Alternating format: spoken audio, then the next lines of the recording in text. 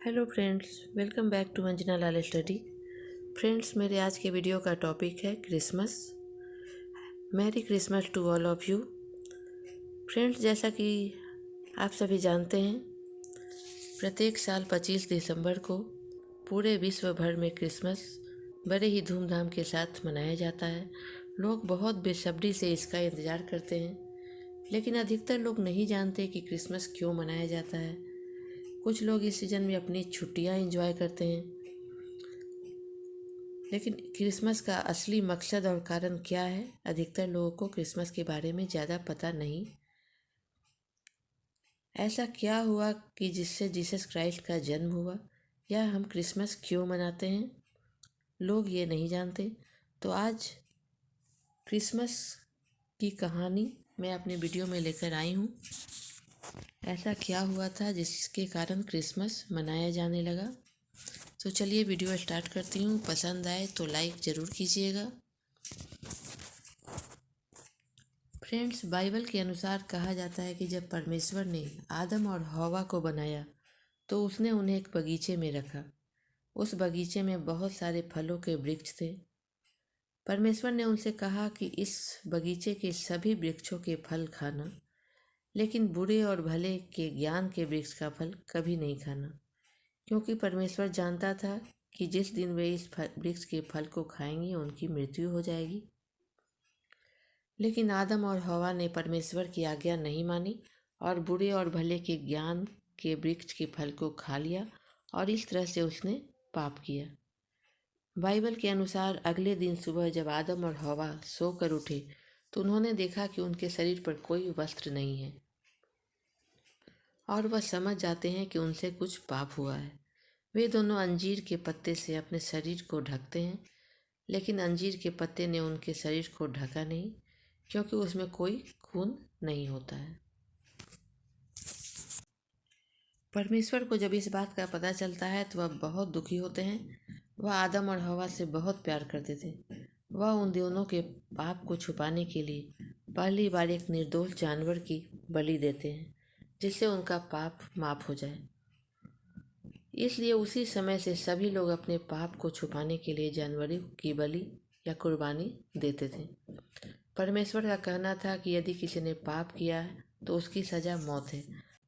अगर किसी ने पाप किया है तो उसे उसकी सज़ा मिलनी ही चाहिए, क्योंकि परमेश्वर कभी झूठ नहीं बोलता था। वह बहुत न्यायी और सच्चा था। जिसने पाप किया वह सज़ा से तभी बच सकता था जब कोई दूसरा निर्दोष उसकी जगह पर पाप का दंड भोगने के लिए तैयार हो। लेकिन कोई भी आदमी दूसरे के पाप का दंड भोगना नहीं चाहता था। कोई ऐसा कर भी नहीं सकता था, क्योंकि आदम के खून के कारण सभी के दिल में पाप था। कोई किसी और की सज़ा नहीं भुगत सकता था। जब भी कोई पैदा होता था तो पापी पैदा होता था, लेकिन जानवरों में ऐसी बात नहीं थी। जानवर निर्दोष और बेकसूर होते थे, इसलिए परमेश्वर की मर्जी से तभी से जानवरों की बलि चढ़ाई जाती रही। लोग अपनी हैसियत के अनुसार जानवरों की बलि देते थे, लेकिन आगे चलकर परमेश्वर ने सोचा कि मनुष्य का पाप छुपाने की सज़ा जानवर क्यों भुगते। निर्दोष पशु को अपने जान की कीमत क्यों चुकानी पड़े। इसलिए दुनिया के लोगों को पाप साप के दंड से मुक्त करने के लिए परमेश्वर ने यह सोचा कि मैं अपने बेटों को इसके लिए बलि चढ़ाऊंगा। परमेश्वर का बेटा उनकी तरह ही सच्चा होगा, उसमें पाप का कोई अंश नहीं होगा। मेरा बेटा का जन्म होगा और वही इस पाप का अंत करेगा, और इस तरह से ईसा मसीह का जन्म हुआ। चलिए अब जानते हैं ईसा मसीह का जन्म कैसे हुआ, उनकी माता पिता कौन थे। फ्रेंड्स, मरियम नाम की एक कुंवारी कन्या थी। उसकी सगाई यूसुफ नाम के एक लड़के से हो चुकी थी। परमेश्वर ने एक दिन एक एंजल को मरियम के पास भेजा। एक रात जब मरियम सोई थी तो एंजल उसके सपने में आया और उससे कहा कि तुम एक बेटे को जन्म दोगी, उसका नाम यीशु होगा। मरियम घबरा गई। वह सोची कि मेरी तो अभी शादी भी नहीं हुई, तो फिर बेटा कैसे होगा। तब एंजल ने कहा कि वह परमेश्वर का बेटा होगा, क्योंकि परमेश्वर जानता था कि अगर ईसा मसीह का जन्म किसी आदमी के द्वारा होता तो उसमें भी पाप होता, और इसलिए परमेश्वर ने यह रास्ता चुना था, और फिर उसकी कुर्बानी से कोई फायदा नहीं होता। इस तरह से एक हमारी घटना और परमेश्वर के द्वारा ईसा मसीह का जन्म हुआ, जिसमें कोई पाप नहीं था, जिसके खून में कोई पाप नहीं था। यीशु मसीह ने अपनी सारी उम्र में कोई गुनाह नहीं किया था। वह बहुत सीधे, सच्चे और पवित्र इंसान थे। ईसा मसीह पाप क्षमा के दंड के लिए सही थे। पहले लोगों को पाप शाप के दंड से मुक्त करने के लिए बेकसूर जानवर की बलि दी जाती थी। जानवर तो मर जाता था, लेकिन इंसान पाप करके भी बच जाते थे। पहले लोगों को पाप से बचाने के लिए बार बार जानवरों की कुर्बानी देनी पड़ती थी, लेकिन अब ईसा मसीह की कुर्बानी के बाद जानवरों की कुर्बानी देने की कोई ज़रूरत नहीं थी, क्योंकि यीशु मसीह एक ही बार सारी दुनिया के पाप क्षमा के लिए कुर्बान हो गए। उनका जन्म ही इसी काम के लिए हुआ था। वह दुनिया में कुर्बान होने के लिए ही आए थे। बाइबल के अनुसार ईसा मसीह को इंसान ने नहीं, परमेश्वर ने खुद अपने बेटे को मारा। परमेश्वर हमसे इतना प्यार करता था कि हमें अपने पास लाने के लिए अपने इकलौते बेटे की कुर्बानी दे दी। परमेश्वर इतना पवित्र है कि जहाँ पाप होता है वह वहाँ नहीं रहता है।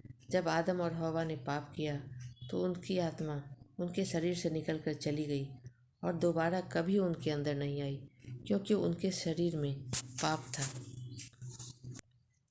और जब यीशु मसीह क्रूस पर थे तो सारी दुनिया के पाप उनके शरीर के ऊपर डाल दिए गए थे। और यही कारण था कि उस समय भी परमेश्वर अपने इकलौते बेटे को कुछ समय के लिए छोड़कर चला गया था, क्योंकि उस समय ईसा मसीह केवल पापी ही नहीं, पाप बन चुके थे। और उस समय क्रॉस पर चढ़े हुए ईसा मसीह ने कहा था, हे मेरे परमेश्वर, तुम मुझे क्यों छोड़कर चला गया। परमेश्वर बहुत सच्चा है, वह किसी के साथ पक्षपात नहीं करता, इसलिए वह उस समय अपने बेटे को छोड़कर चला गया।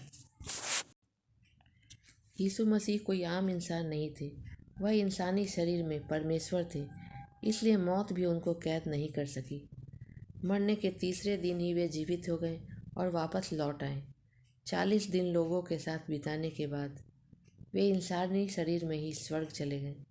आज भी परमेश्वर किसी इंसानी शरीर में ही स्वर्ग में है। ईसा मसीह की कुर्बानी के बाद अब लोगों को जानवरों की कुर्बानी देने की कोई ज़रूरत नहीं थी, क्योंकि ईसा मसीह एक ही बार और सारी दुनिया के पापों की क्षमा के लिए कुर्बान हो गए थे। ईसा मसीह इस धरती पर कुर्बान होने के लिए ही आए थे। आज हम इसी कारण क्रिसमस मनाते हैं, क्योंकि परमेश्वर हमारे कारण इंसान बना और हमें बचाने के लिए अपने आप को कुर्बान कर दिया। आज के दिन हम ईसा मसीह को याद करते हैं। Thanks for watching video. Friends, कहानी आपको कैसी लगी कमेंट करके ज़रूर बताइएगा, और अगर पसंद आई तो एक लाइक ज़रूर कर दीजिएगा, इससे हमें मोटिवेशन मिलता है। और चैनल पर नए हैं तो सब्सक्राइब भी कर लीजिएगा। मिलती हूँ नेक्स्ट वीडियो में नेक्स्ट टॉपिक के साथ। तब तक के लिए बाय बाय।